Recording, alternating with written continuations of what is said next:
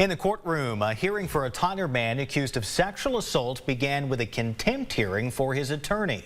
Vicente Zavaleta is accused in a 2012 sexual assault, and his pretrial hearing began today focused not on him, but instead his attorney, Courtney Warren.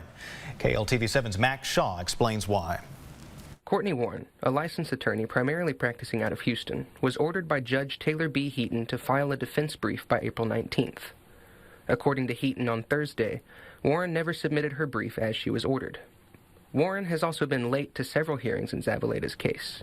In Zavaleta's first pretrial, Warren arrived at court after the hearing was set to begin, saying she was made late due to a Houston hearing and had taken a paid ride to Tyler.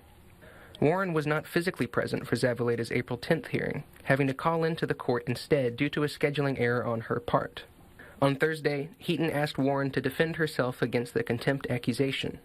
Warren claimed that she was unable to complete a brief due to incomplete discovery from the state prosecutors.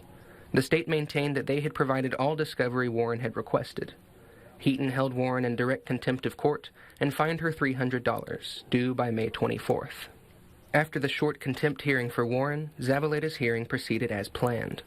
Warren reiterated her disbelief that the state had provided all the evidence at their disposal, by which State Prosecutor Richard Vance was visibly agitated. Max Shaw, KLTV 7 News.